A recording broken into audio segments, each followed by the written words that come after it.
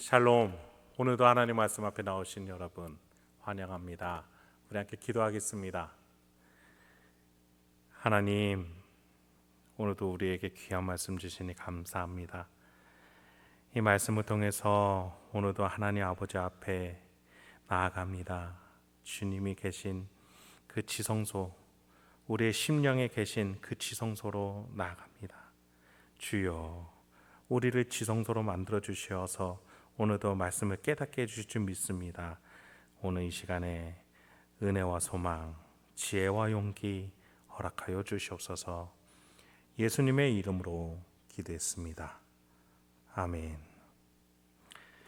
오늘 함께 살펴볼 말씀 히브리서 10장 26절에서 29절, 히브리서 10장 26절에서 39절까지 함께 살펴보도록 하겠습니다. 오늘도 성실하신 우리 아버지 하나님을 찬양합니다. 히브리서 10장 마지막이 이제 끝납니다. 영적인 원리들을 마무리 지어주는 장이라고 소개드렸죠. 그런 점에 있어서 이 히브리서 사도는 굉장히 무서운 권면으로 오늘 본문을 마무리 짓습니다. 26절 한번 보시죠. 우리가 진리를 아는 지식을 받은 후 짐짓 죄를 범한 즉 다시 속죄하는 제사가 없고 오직 무서운 마음으로 심판을 기다리는 것과 대적하는 자를 태울 맹렬한 불만 있으리라. 26절에서 지식을 받은 후 짐짓 죄를 범한 즉 은혜를 받은 후에 다시 배교하는 길로, 예수를 부정하는 그 길로 나가는 것에 있어서 속죄하는 제사가 없다라고 말하고 있습니다. 여러분, 여기에서 우리는 이 속죄하는 제사가 없다라는 영적인 원리에 대해서 생각해 볼 필요가 있습니다. 우리 예수님은 뭐든지 용서해 주시는데 왜 용서할 수 있는 제사가 없는 걸까요? 딱 한 가지가 예수님께서 말씀하시기에 사함이 없다, 용서받을 수 없다라고 말한 게 있으시거든요. 그것은 무엇이냐면 성령을 회방하는 죄입니다.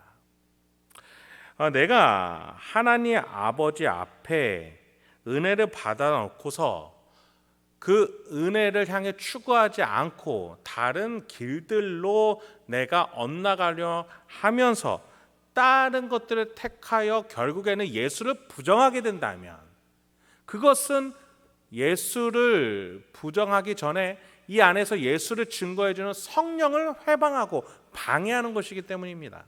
나라는 자아가 욕심과 탐욕, 이생의 자랑을 가지고 성령에 증거하는 것을 막고 있기 때문이에요.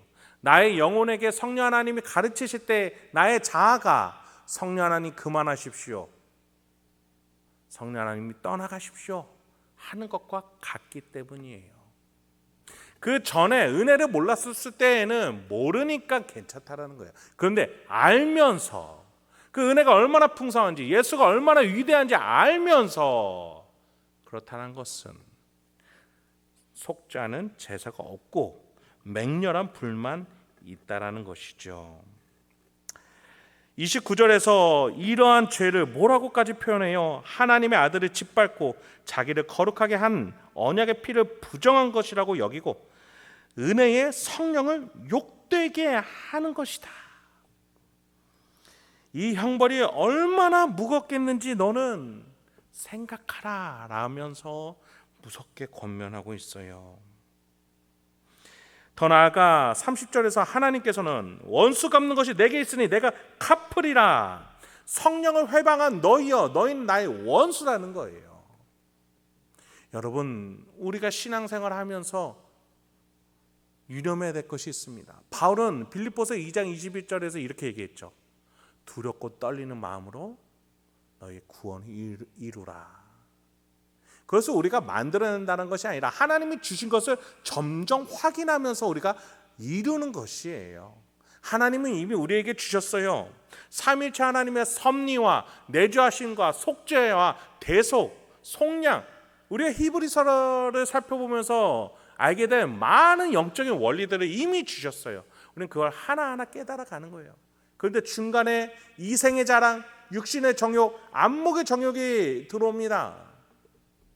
그래서 우리의 신앙을 방해해요. 그때일수록 우리는 더욱더 대제사장 대신 예수 그리스도를 붙잡을 수 있는 그 순수한 신앙을 지킬 수 있어야 합니다. 그때 할 것은 우리가 기도하는 것밖에는 없어요. 말씀이 있는 것밖에는 없어요.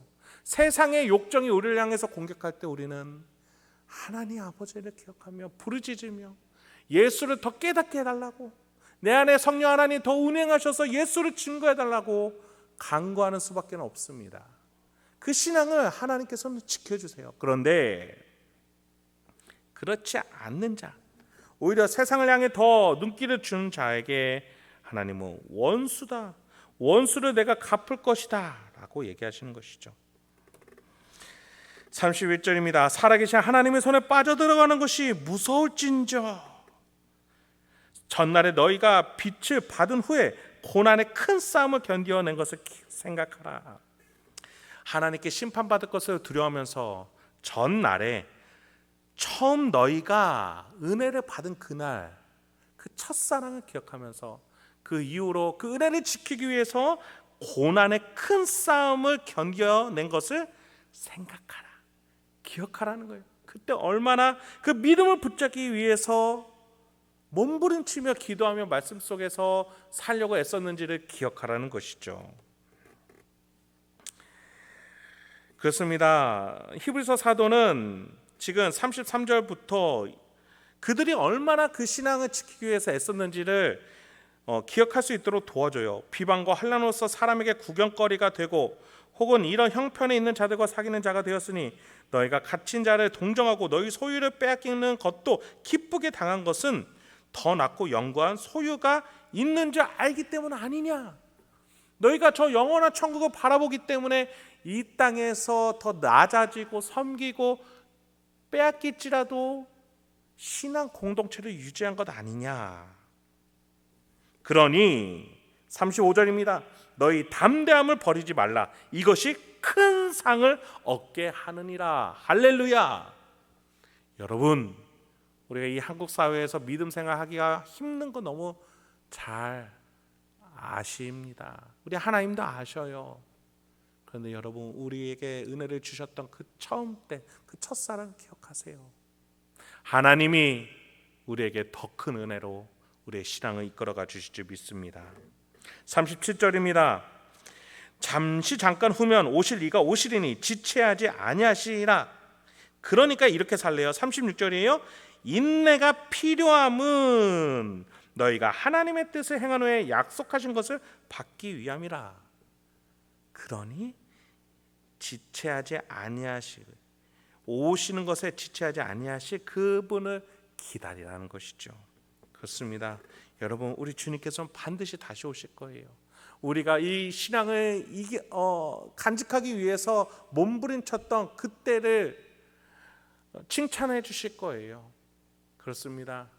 그 길은 나 혼자 걷는 게 아니에요. 대제사장 되신 예수가 우리가 이 고난을 이기기 위해서 어떠한 유익들, 무기들을 주셨는지 우리는 기억하면서 그 고난을 이겨야 돼요. 그냥 이길 수는 없어요. 예수의 핏부림과 예수가 단번에 드린 제사와 예수라는 대제사장과 예수라는 제물을 기억하면서 우리가 나아가야겠습니다. 마지막으로 38절부터 39절입니다. 나의 의인은 믿음으로 말미암아 살리라. 또한 뒤로 물러가면 내 마음이 그를 기뻐하지 아니하리라 하셨느니라. 우리는 뒤로 물러가 멸망할 자가 아니요 오직 영혼을 구원함에 이르는 믿음을 가진 자니라. 그렇습니다. 여러분, 예수가 우리에게 주신 믿음은 뒤로 물러갈 약한 믿음이 아닙니다. 오히려 39절처럼 영혼을 구원함에 이르게 하는 믿음인 줄 믿습니다. 여러분, 예수를 붙드십시오. 세상으로 더 나아가고 싶을 때, 욕정과 욕망이 더 불타오를 때 예수를 더 붙잡으세요.